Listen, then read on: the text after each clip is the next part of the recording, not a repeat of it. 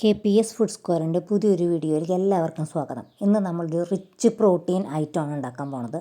ഒരു ഇഡ്ഡലിയാണ്, റിച്ച് പ്രോട്ടീനാണ്, കുട്ടികൾക്കൊക്കെ കൊടുക്കാൻ പറ്റിയ നല്ല ഒരു ഐറ്റമാണ് കേട്ടോ. അപ്പോൾ നമുക്ക് വീഡിയോയിലോട്ട് പോകാം.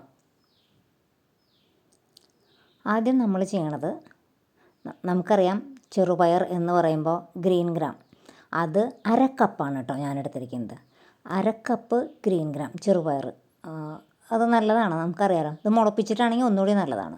അതുപോലെ തന്നെ അരക്കപ്പ് ഉഴുന്ന്, ഫുള്ള് എടുത്തിട്ടില്ല കേട്ടോ, നിങ്ങൾക്ക് കണ്ടാലറിയാലോ. അത് ഞാൻ വെള്ളം ഒഴിച്ചിടാണ്. അത് നന്നായിട്ട് കഴുകാം, ഒന്നുകിൽ ഇപ്പം കഴുകാം അല്ലെങ്കിൽ കുതിർന്നതിന് ശേഷം കഴുകാം. ഇപ്പം കഴുകാണ് കൂടുതൽ നല്ലത്.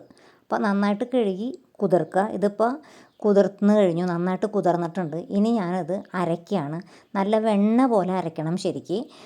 വെണ്ണ പോലെ അരച്ചാൽ കൂടുതൽ നല്ലത്. പക്ഷേ ഞാൻ അരച്ചപ്പോൾ ശരിക്കും അങ്ങോട്ട് വെണ്ണ പോലെ ആയില്ല കേട്ടോ. അതുകൊണ്ട് ഇഡ്ഡലിയുടെ ഒരു കുറച്ച് വ്യത്യാസം നിങ്ങൾക്ക് കാണാൻ പറ്റും. എന്നാലും ഇഡ്ഡലി നല്ലതാണ്, പക്ഷേ എന്നിരുന്നാലും ഒന്നുകൂടി നന്നായിട്ട് അരയണം.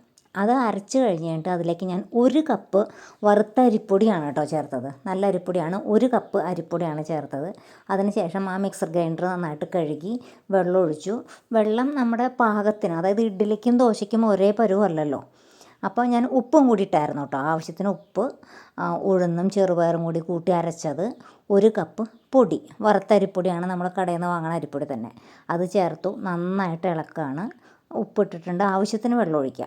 അതിൻ്റെ നിങ്ങൾക്ക് ദോശയാണ് ആക്കണമെങ്കിൽ ദോശയ്ക്ക് അനുസരിച്ചുള്ള വെള്ളം ഒഴിക്കാം. ഇഡ്ഡലിക്കാകുമ്പോൾ വെള്ളം കുറച്ച് മതിയല്ലോ എന്ന് കരുതി ഞാൻ ഒരുപാട് വെള്ളം ഒഴിച്ചിട്ടില്ല. ഉപ്പും ചേർത്തിട്ടുണ്ട്.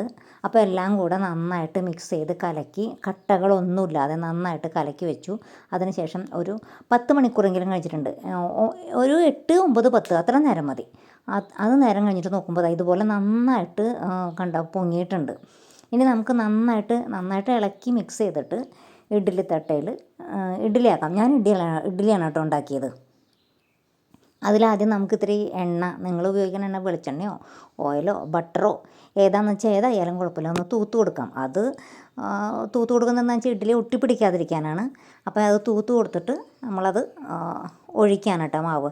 നിങ്ങൾക്ക് കാണാം ഞാൻ എടുത്തിരിക്കുന്നത് ഇത്തിരി തിക്കായിട്ടാണ്. എന്ന് കരുതി കാണുമ്പോൾ തിക്കായിട്ട് തോന്നുന്നുണ്ടെങ്കിലും, ദോശയാണെങ്കിൽ കുറച്ചുകൂടി വെള്ളം ഒഴിക്കാം. തിക്കായിട്ട് തോന്നുന്നുണ്ടെങ്കിലും ഇഡ്ഡലി നല്ല സോഫ്റ്റായിരുന്നു കേട്ടോ. അപ്പോൾ നിങ്ങൾക്ക് ദോശയാക്കണമെങ്കിൽ ഇച്ചിരി കൂടി എന്ത് ചെയ്യാം, വെള്ളം ഒഴിച്ച് ലിക്വിഡ് പോലെ ഇച്ചിരി ലിക്വിഡ് ആക്കാം കേട്ടോ. ഇനി ഞാനത് ഇഡ്ഡലി തട്ടിലേക്ക് ഒഴിച്ചു എല്ലാതും. എന്നിട്ട് നമുക്ക് സ്റ്റീമിന് കയറ്റാനായിട്ട് അടപ്പത്ത് വയ്ക്കാം. അത് കഴിഞ്ഞിട്ട് എന്തായാലും ഒരു അരമണിക്കൂർ നേരമൊക്കെ, എല്ലായ്പ്പോഴും ഫുൾ ഫ്ലെയിമിലല്ല കേട്ടോ ഞാൻ വേവിച്ചത്. ഇത് ആദ്യം തിളച്ച് കഴിഞ്ഞതിന് ശേഷം ഞാനത് ലോ ഫ്ലെയിമാക്കി. അതിന് ശേഷം ഒരു അരമണിക്കൂറൊക്കെ എന്തായാലും എടുത്തിട്ടുണ്ട് ലോ ഫ്ലെയിമിലും. മൊത്തം അരമണിക്കൂർ. എന്നിട്ടത് വെന്തിട്ടുണ്ട്. ഇപ്പോൾ നിങ്ങൾക്ക് കാണാൻ നന്നായിട്ട് പൊന്തിരിക്കുന്നുണ്ട്. അതിൻ്റെ രുചിയും നല്ലതായിരുന്നു, നല്ല സോഫ്റ്റായിരുന്നു. അപ്പോൾ നമുക്കൊരു പാത്രത്തിലോട്ട് മാറ്റാം. ഞാനിപ്പോൾ ഇത് കട്ട് ചെയ്ത് തരാം. ഇതിൻ്റെ നിറത്തിന് നമ്മൾ ചെറുപയർ ചേർത്തുകൊണ്ട് തന്നെ നിറം കുറച്ച് ഗ്രീൻ നിറം കണ്ടോ, ഗ്രീൻ നിറം ഉണ്ട് കണ്ടോ, നല്ല സോഫ്റ്റാണ്. നിങ്ങൾക്കത് മുറിച്ചെടുക്കുമ്പോൾ നിങ്ങൾക്ക് കാണാൻ പറ്റും കണ്ടോ. അപ്പോൾ ചമ്മന്തിക്കും പ്രത്യേകത ഉണ്ടായിരുന്നു കേട്ടോ ഞാൻ ഉണ്ടാക്കിയത്. ഇത് നിങ്ങൾക്ക് കാണുമ്പോൾ മനസ്സിലാവും, ഞാനതിൽ കടുക് പൊട്ടിച്ചിട്ടില്ല. കൊല്ലമുളകും ഉള്ളിയും തേങ്ങയും കൂടി അരച്ചിട്ട്, ഒരു കഷ്ണം ഇഞ്ചിയും വേണമെങ്കിൽ ഇടാം കേട്ടോ, വേണമെങ്കിൽ അരച്ചിട്ട് അതിലേക്ക് ഞാൻ പച്ച വെളിച്ചെണ്ണ ഒഴിച്ചെടുക്കുകയാണ് ചെയ്തത്. കടുക് പൊട്ടിച്ചിട്ടില്ല. വേപ്പില വേണമെങ്കിൽ നിങ്ങൾക്ക് കൂട്ടി അരയ്ക്കാം അതിൻ്റെ കൂടെ. ഞാൻ കടുക് പൊട്ടിച്ചിട്ടില്ല. അപ്പോൾ ഇതൊരു നല്ല ഐറ്റമാണ്, റിച്ച് പ്രോട്ടീൻ. നിങ്ങൾക്ക് ചെറുപയർ വേണമെങ്കിൽ എന്ത് ചെയ്യാം, മുളപ്പിച്ചിട്ടും കൂടെ ഉപയോഗിക്കാം. അപ്പോൾ എല്ലാവരും ഒന്ന് ട്രൈ ചെയ്ത് നോക്കണം, അഭിപ്രായങ്ങൾ അറിയിക്കണം. Thank you.